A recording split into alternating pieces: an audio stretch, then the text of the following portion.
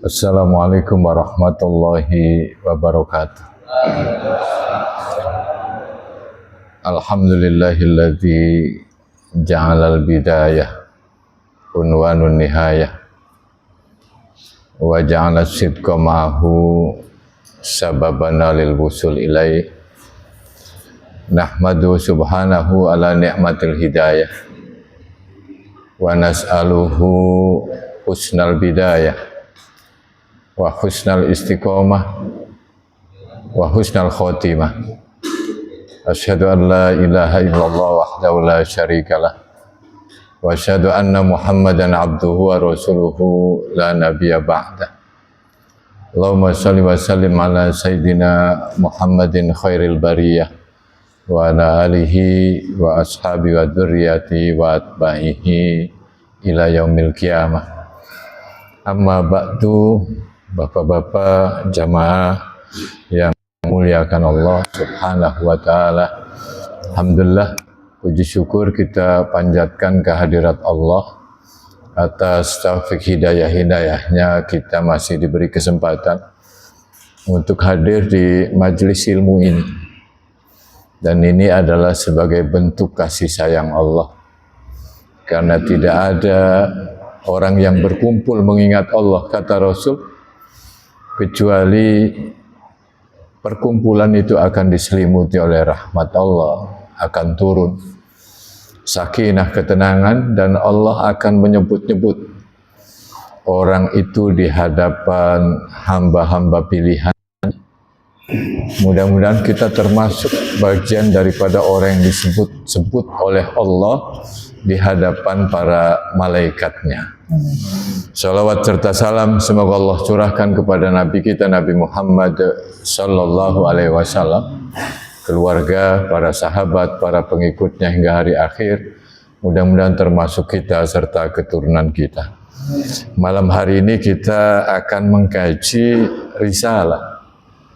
Jadi akhir dari kitab Syekh Ibnu Athaillah itu berisi tentang surat-surat beliau terhadap sahabat-sahabatnya. Karena itu beliau menyatakan di awal itu, amma ba'du fa innal bidayat majallatun nihayah, bahwa sesungguhnya permulaan itu adalah cermin kesudahan.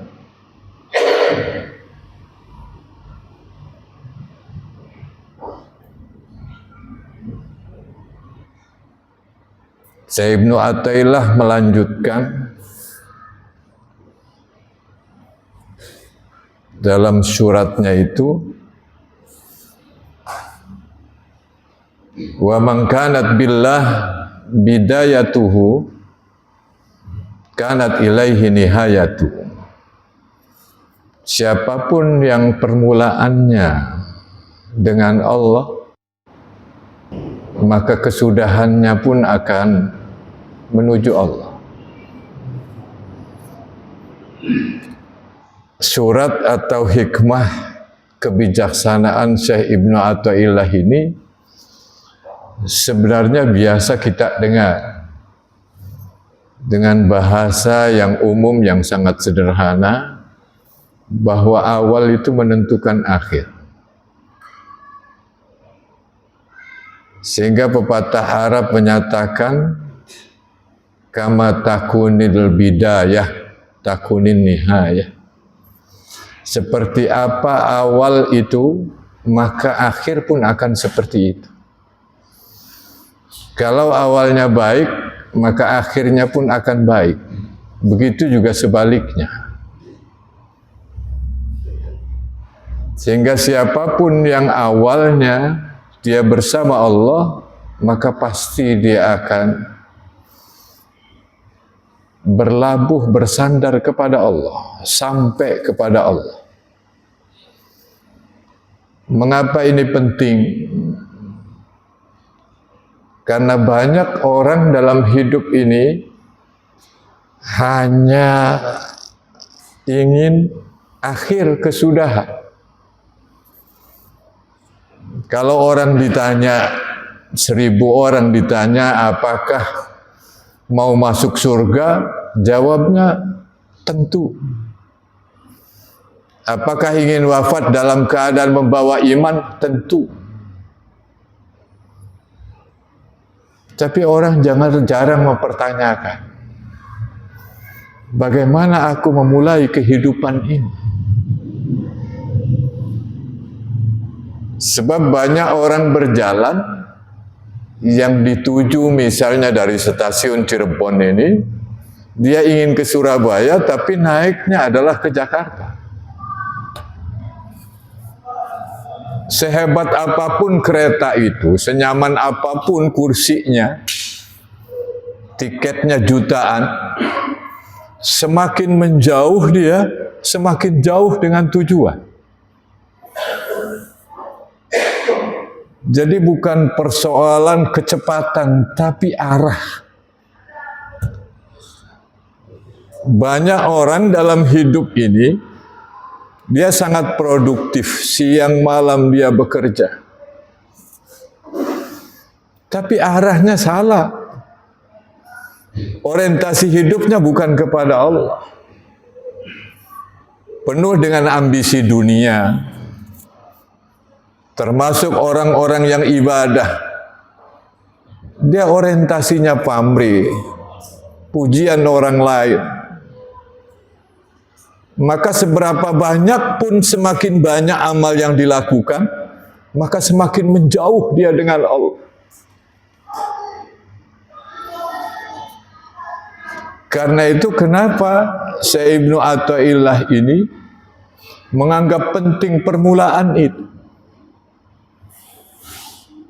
Karena memang Allah Subhanahu wa taala menyatakan di dalam Al-Qur'an, "A'udzubillahi minasyaitonirrajim. Allazi khalaqal mauta wal hayata liyabluwakum ayyukum ahsanu amala." Allah yang telah menciptakan kematian dan hidup ini untuk menguji siapa di antara kalian yang paling baik amalnya. Allah tidak menyebut siapa yang paling banyak amalnya. Itu suara. Tapi yang paling baik amalnya. Dan Allah tegaskan wala tamutunna illa wa antum muslimun. Jangan kalian mati kecuali kalian mati dalam keadaan Islam. Apakah kematian Islam itu nanti atau saat ini? Banyak orang yang malam merancang tentang kehidupannya. Sebelum matahari terbit, dia sudah dijemput oleh Allah.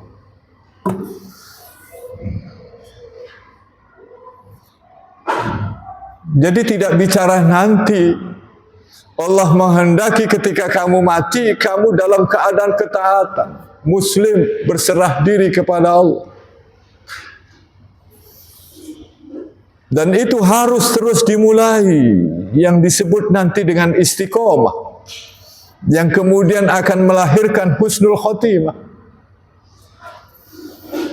Karena nanti kita akan jelaskan banyak orang yang salah paham tentang husnul khotimah.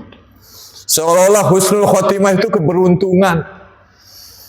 Untung dia pada saat wafat lidahnya. Pertanyaannya, apakah lisannya atau hatinya? Husnul khotimah itu bukan seperti itu. Kalaupun orang lirih mengucapkan la ilaha illallah karena hatinya dipenuhi tauhid, cinta kepada Allah. Tidak mungkin akan keluar kalimat thayyibah, kalimat yang indah di akhir kehidupan kalau seorang hatinya tidak dipenuhi dengan Allah. Dan ini harus dimulai dari awal, dibiasakan sehingga perbuatan baik itu menjadi karakter. Salat berjamaah dibiasakan, lalu menjadi karakter dan menentukan akhir hidup kita.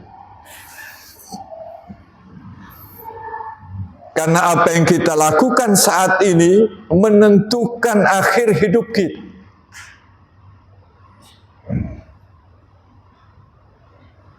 Ada orang yang maksiat, lalu besoknya menjadi kebiasaan, menjadi karakter, akhirnya jadi penjara. Semakin jauh dengan Allah. Artinya awal itu sangat menentukan di akhir. Sehingga kenapa Islam menyatakan innamal a'malu binniyat. Sungguhnya amal itu tergantung pada niat. Niat itu bukan sekedar kerentek hati. Tapi ini semacam gambaran seperti arsitek yang mau membangun Masjid Al-Hikmah. Dia membuat gambar sehingga detil-detil gambar itu maka kebayang bahwa nantinya akan seperti ini, sehingga setengah dari pekerjaan itu terambil. Akan mengalami kesuksesan. Kalau orang dari awal salah, itu bisa destruktif dia. Bisa menghancurkan, termasuk menghancurkan orang-orang yang mengikutinya. Karena itu di hadis lain bahwa nanti yub'asun nas biniyati. Saya baru baca ini di kitab Silsilatul A'mal karangan Syekh Saleh Munajjid, mengutip hadis itu, bahwa manusia nanti dibangkitkan dengan niatnya. Karena innallaha la yanzuru ila suwarikum wala ajsamikum walakin yanzuru ila qulubikum wa a'malikum. Allah itu tidak pernah melihat bentuk jasad kalian, yang Allah lihat adalah hati dan amal-amal kalian. Hati itu adalah wadah, amal itu buah. Kalau hatinya baik, akarnya baik, maka buahnya juga akan hasilnya baik.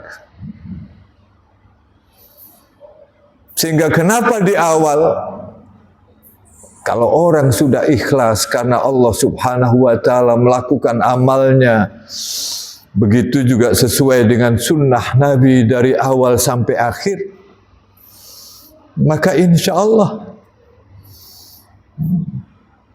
Namun banyak orang yang ingin sukses, ingin bahagia, ingin husnul khatimah, husnul khotimah, tapi pengennya di akhir. Padahal yang paling penting itu adalah bukan tujuan, tapi perjalanan. Bahwa tujuannya iya baik, tapi perjalanannya ini. Tidak ada orang yang kalau ditanya pengen masuk surga enggak. Semua pengen. Tapi sudahkah mengetahui perjalanannya? Banyak orang yang pengen surga tapi melakukan amalan neraka. Saya pengen dekat dengan Allah, amal-amalannya adalah amalan yang menjauhkan dia dari Allah. Kan itu kenapa ulama tasawuf, sufi itu sangat memperhatikan hati kita itu. Ruhani kita.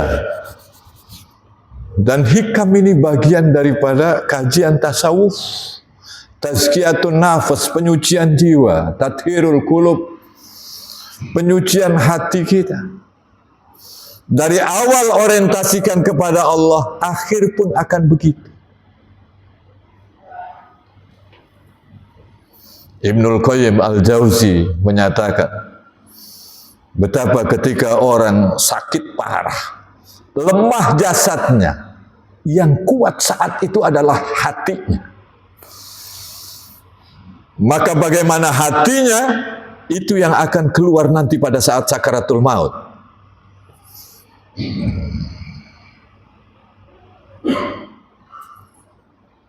Kalau orang hatinya penuh syukur, maka sakaratul mautnya dia muncul, alhamdulillah. Kalau dia cinta kepada Allah, la ilaha illallah. Ibarat gelas yang isinya kopi, kalau diguncang, itu yang keluar akan kopi. Kalau isinya penuh dengan teh, diguncang maka yang keluar akan teh. Manusia ketika diguncang musibah, datang sakaratul maut, maka yang keluar adalah apa yang ada dari hatinya.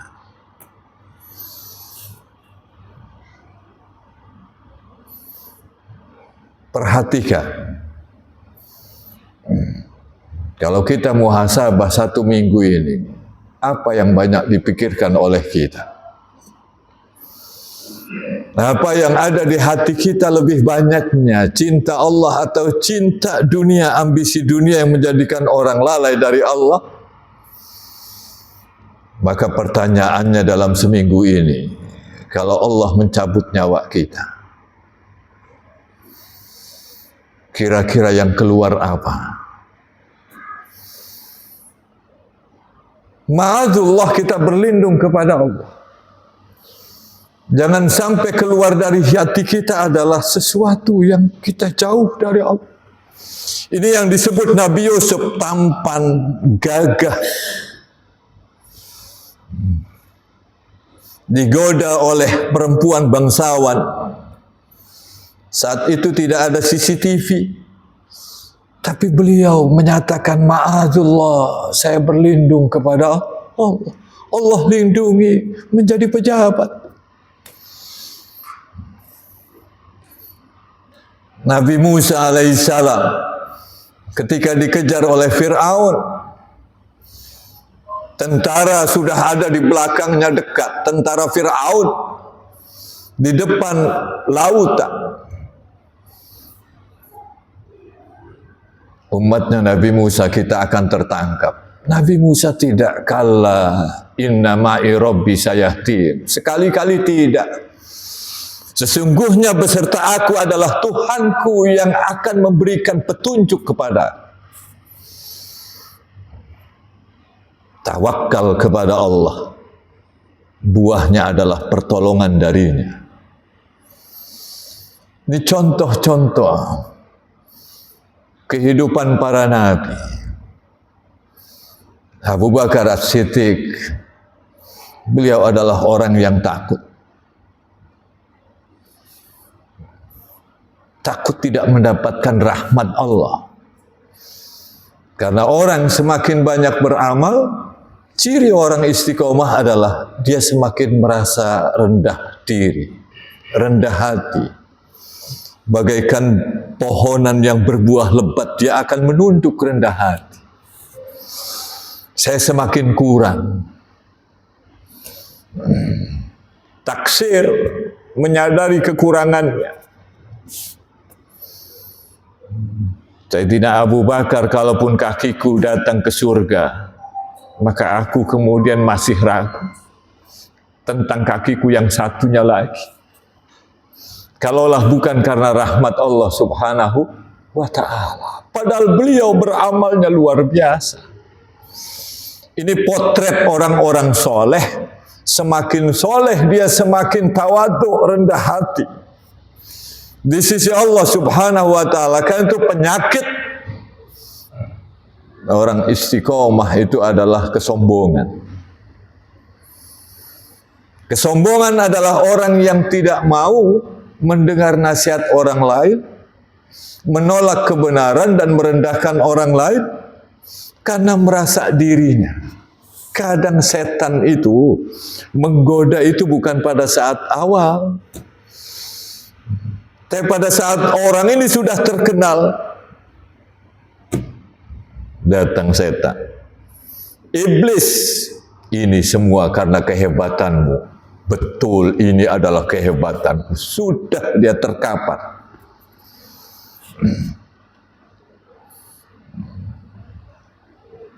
Dia meyakini bahwa kesuksesan itu semua adalah hasil usahaku. Inilah yang namanya siapa?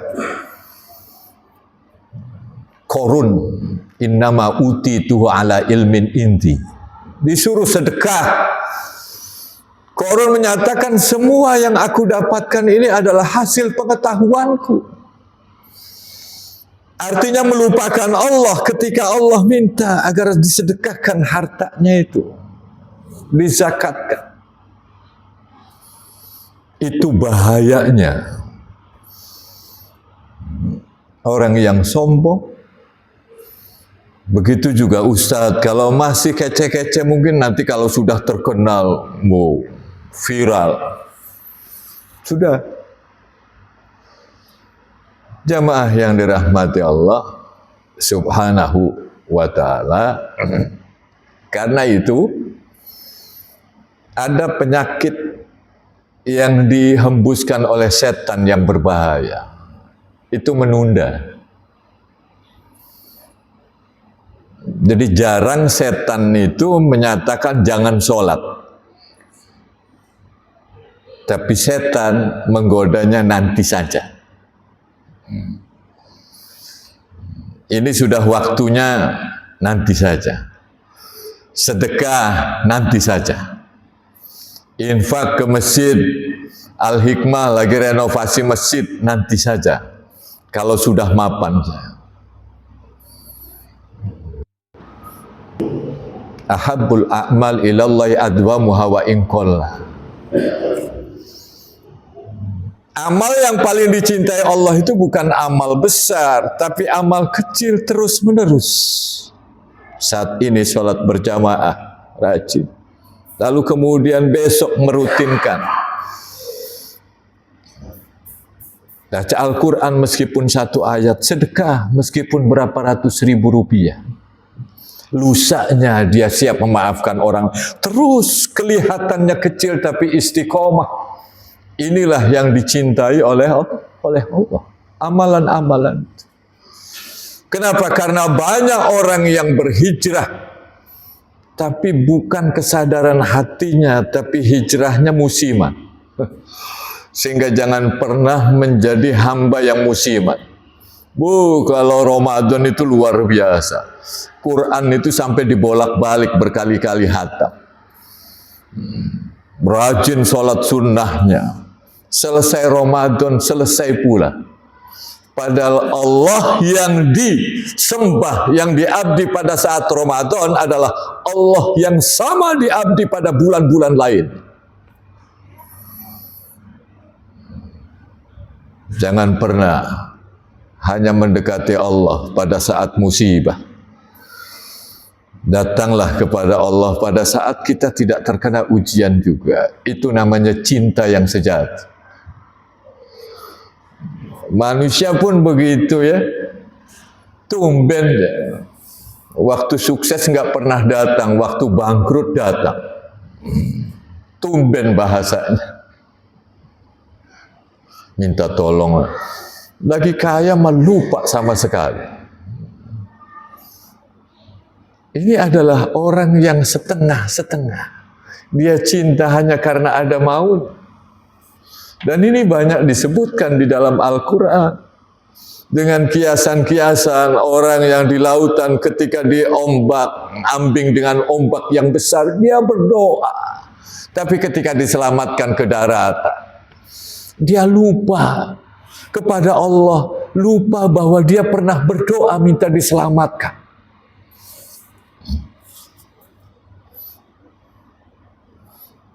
Jadi menunda. Dikiranya kematian itu menunggu tua. Padahal wala tamutunna illa wa antum muslimun. Artinya engkau mati selalu dibersamai dengan ketaatan. Muslim, tunduk, berserah diri kepada Allah.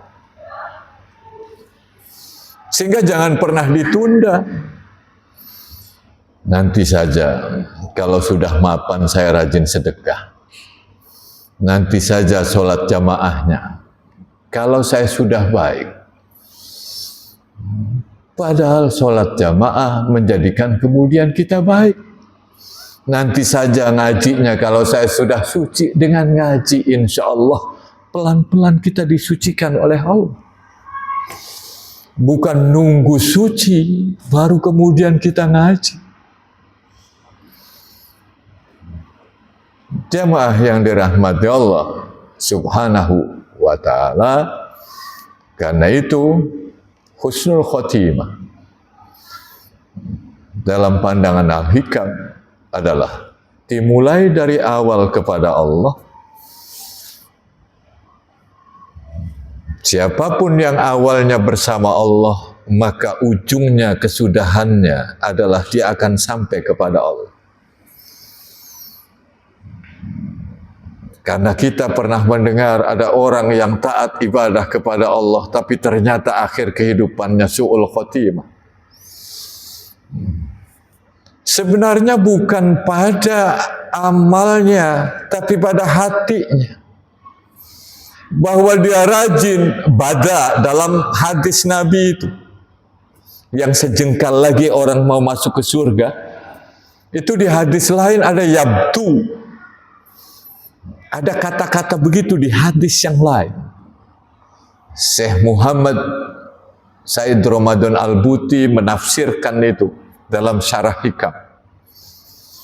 Artinya yang kelihatan oleh orang lain, orang itu rajin ibadahnya. Tapi ternyata hatinya penuh dengan pamrih. Orientasinya bukan kepada Allah. Ria, ingin dipuji oleh orang lain. Ingin mendapatkan popularitas. Yang kelihatan oleh orang lain, oleh orang adalah penampilannya. Allah melihat hatinya. Orang menganggap dia ahli surga. Allah menyatakan dia ahli neraka. Seolah-olah sejengkal dia masuk ke surga. Padahal memang dari awal dia menjauh dari surga. Atau ada orang yang tidak mempertahankan. Awalnya baik, tapi dia tidak pertahankan. Ketika tidak dipertahankan, kematian datang. Jadi husnul khotimah itu adalah cerminan hati kita. Kalau hati dipenuhi dengan ingat Allah, zikir, tauhid, syukur, maka insya Allah hembusan yang terakhir kita ada yang pada dasar hati kita itu, bukan yang dihafalkan oleh lisan kita. Lagi-lagi nanti diingatkan bahwa doa kita itu adalah bukan panjangnya doa dari lisan kita. Tapi orang yang munkasiratul qulub, orang yang hatinya hancur karena Allah, itu doa yang akan mengetuk pintu langit.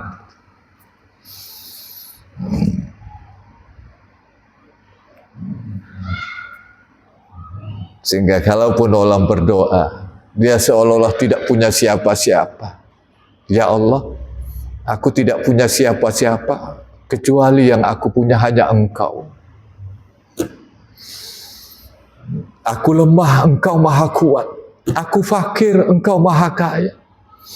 Aku lemah, ya Allah, Engkaulah yang maha mulia.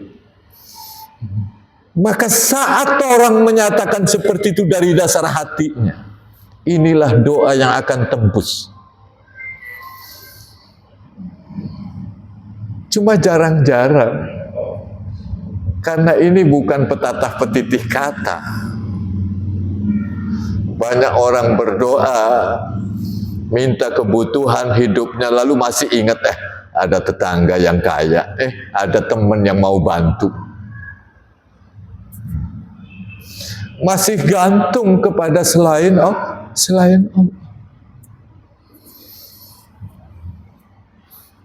Orang yang iktimad kepada Allah, gantungnya.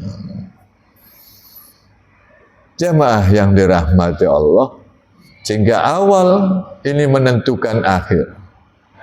Bagaimana Hikam mengkaji, meneropong tentang husnul khotimah. mulai dari awal kepada Allah, maka engkau akan sampai kepada Allah. Al-bidayah billah ya Allah ya Allah. Yara li nafsi haulan wala quwatan la fi amalin wala fi halin wala fi mujahadatin. Bal ma yabruzu minha minal a'mal aw minal ahwal ra'ahu minnatan minallah wa hidayatan ilaihi.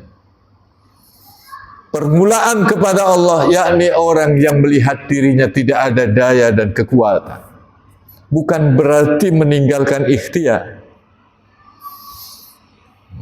tapi merasa dia tidak mampu. Dia minta tolong kepada Allah sehingga dia mampu. La fi amal wala fil hal, dalam amalnya maupun dalam halnya, sikapnya. Wala fi mujahadah, dalam usaha jihadnya. Tapi yang keluar dari amal-amal, dari sikap itu adalah dia melihat ini adalah minnah, nikmat dari Allah, hidayah kepadanya. Ini namanya al-bidayah billah. Ini menurut Syekh Ibnu Ajibah dalam kitabnya Iqadul Himam Syarah Hikam. Bersama dengan Allah, yakni sejak awal, bahwa kita tidak punya daya dan upaya, sehingga dari awal ketika kita bergerak, sesungguhnya tawakal kita membersamai ikhtiar kita. Sikap pun kita adalah tidak merasa bahwa kita sampai ke sana. Kita selalu bersama dengan Allah. Minnah, anugerah Allah. Fa in kana hakadha faqad sahhat billah bidayatuh wa ilaihi takunu nihayatuh. Kalau sudah begini, maka benarlah permulaanmu, sahih. Maka begitu pun kesudahanmu. Kesudahan seseorang itu. Jadi dimulai dari awal. Itu niatkan karena Allah, ikhlas. Karena Allah Subhanahu wa ta'ala. Kalau kita tidak ikhlas, kembalikan orientasi kita. Sekecil apapun amalan ikhlas, jangan remehkan amalan-amalan kecil. Meskipun satu ayat Al-Quran kita baca, meskipun berapa ratus rupiah kita sedekah, jangan remehkan itu. Betapa kita pernah mendengar orang yang ngasih makan, ngasih minum anjing, yang kehausan di padang pasir itu, ternyata dosanya diampuni dan dia masuk surga. Orang yang menyakiti binatang, cuma disebut kucing, nanti orang sayangnya sama kucing, sama sapi nggak sayang. Ini kesalahan menafsirkan hadis itu. Gara-gara di hadisnya kucing itu. Padahal seharusnya maknanya adalah umum, adalah hewan. Artinya muncul dari hati ketika memberikan air minum terhadap anjing yang kehausan, itu kasih sayang yang tulus. Ketika orang kasih sayang, maka ini anugerah Allah. Cuma jangan nyari anjing ya. Sekarang karena di contohnya anjing lalu nyari anjing. Begitu juga orang ketika menyiksa kucing, sesungguhnya itu bentuk kekejaman hatinya. Sampai kucing itu tidak bisa untuk mencari makan sendiri, akhirnya tikar itu dimakan tanah. Karena memang ditutup. Ya kalau sekarang kan, apalagi di Bima ya, banyak yang ngasih makanan kucing. Maksud saya di Stadion Bima, khawatir ini dikira di Bima Nusa Tenggara. barat. Hatinya itu betapa kejinya, kejamnya, tapi yang satu ngasih air minum, penuh kasih sayang, dengan sepatunya dia ambil ke bawah ke sumur, ngasih minum, masih kelihatan menjulurkan lidahnya, haus dia kasih di padang pasir. Ibnu Taimiyah menyatakan bahwa betapa ikhlasnya karena tidak ada satupun yang melihatnya. Amalan itu dilakukan di padang pasir. Betapa kasih sayang muncul. Sementara menyiksa kucing, menyiksa binatang, betapa kejamnya hatinya, tidak punya pri ke binatang. Lebih-lebih nanti pri ke manusia. Dimulai dari sana ya. Hati yang lembut itu akan lembut ke semuanya. Sehingga jangan menganggap saya dekat dengan Allah, tapi ternyata kemanusiaannya nonsen ketuhanan yang Maha Esa, kemanusiaan yang adil dan beradab. Allah, maka kemanusia pun akan baik. Mustahil. Ada orang ngaku-ngaku idda'a kadziban, pengakuannya itu dusta. Saya dekat sama Allah, tapi ternyata sama tetangga tidak perhatian.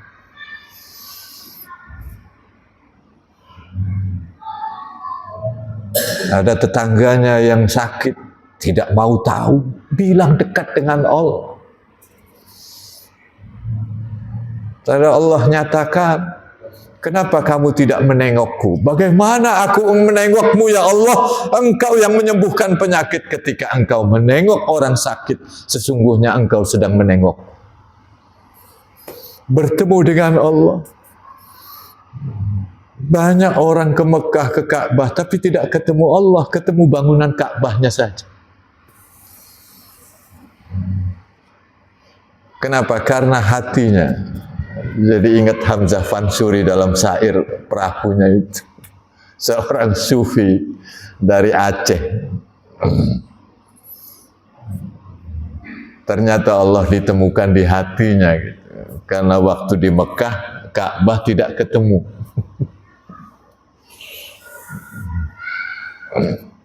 Jamaah yang dirahmati Allah Subhanahu wa Ta'ala. Jadi ini kita harus ciri orang yang istiqomah kepada Allah itu, sehingga husnul khotimah adalah bukan orang yang tidak pernah jatuh, tapi orang yang segera bangkit ketika jatuh, mengetuk pintu taubat, banyak istighfar, karena Allah tidak pernah melihat seberapa kali kamu jatuh, tapi yang Allah pandang seberapa sering kamu bangkit menuju Allah. Dan Allah mencintai, innallaha yuhibbut tawwabin wa yuhibbul mutatahhirin. Maka husnul khotimah, hati kitanya bersih karena Allah, jaga sholat kita yang utama ini. Jangan lupakan baca Al-Quran.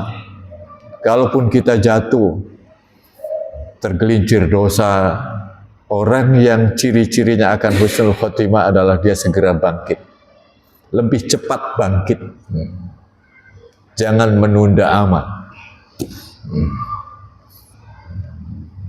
Ketuk terus pintu rahmat Allah. Karena pecinta yang sejati, dia akan mengetuk pintu yang dicintainya. Meskipun belum kelihatan dia membuka pintunya, akan terus ketuk pintunya. Ini orang yang betul-betul nanti akan menjadi husnul khotimah. Lakukan amal kecil terus menerus, dan kita minta kepada Allah sebagaimana Nabi ya muqallibal qulub sabbit qalbi ala din. Wahai yang membolak-balikkan hati, mantapkan hatiku pada agama. Ditanya oleh sahabat, ya Rasulullah, engkau masih meneguhkan engkau masih minta untuk diteguhkan hatinya? Iya, karena hati manusia itu ada di antara jari-jari Allah. Sangat mudah sekali bolak-baliknya. Apalagi kita umatnya, sabit qalbi ala dini kita. Ya Allah, sabitkan, tetapkan, mantapkan hatiku pada agama.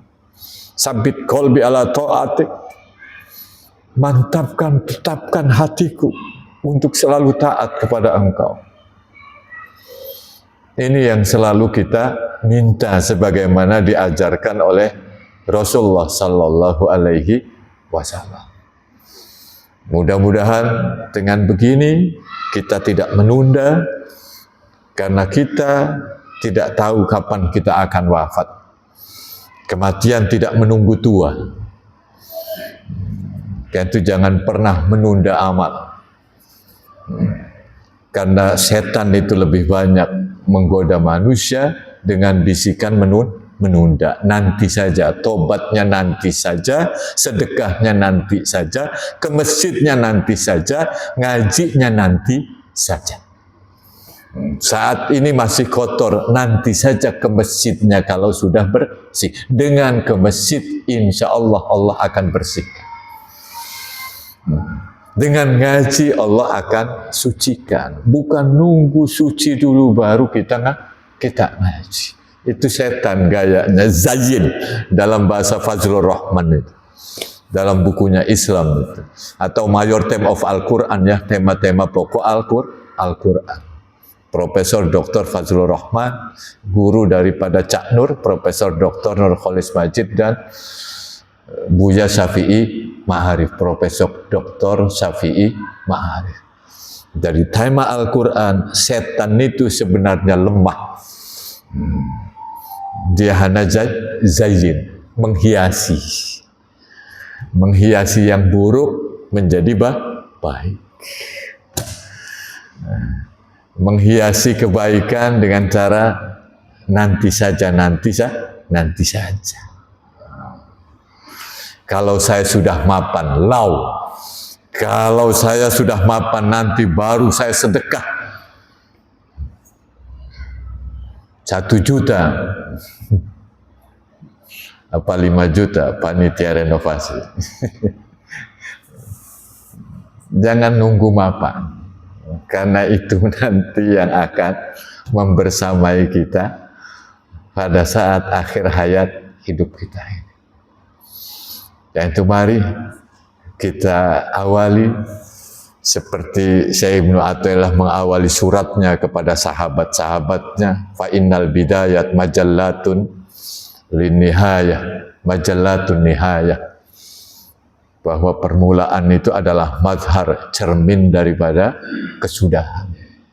Siapa yang awalnya bersama Allah, maka akan akhirnya pun akan bersinar bersama Allah. Ini seperti di hikmah yang awal-awal, man asyraqat bidayatuhu asyraqat nihayatuhu. Siapa yang bersinar hatinya bersama Allah, maka akhir kesudahannya pun dia akan bercahaya sama Allah. Kita selalu mohon dengan sekuat tenaga kita, mohon terhadap rahmat Allah, ikhtiar kita, agar awal kita ini adalah baik, maka akhirnya pun akan menjadi baik. Sehingga tujuan kita dimulai dari perjalanan awal kehidupan kita. Tujuan yang baik dimulai dari awal perjalanan yang baik, orientasikan hatinya hanya semata kepada Allah. Sehingga ketaatan kita betul-betul mengarah kepada Allah. Hidup kita orientasinya adalah kepada Allah Subhanahu wa Ta'ala.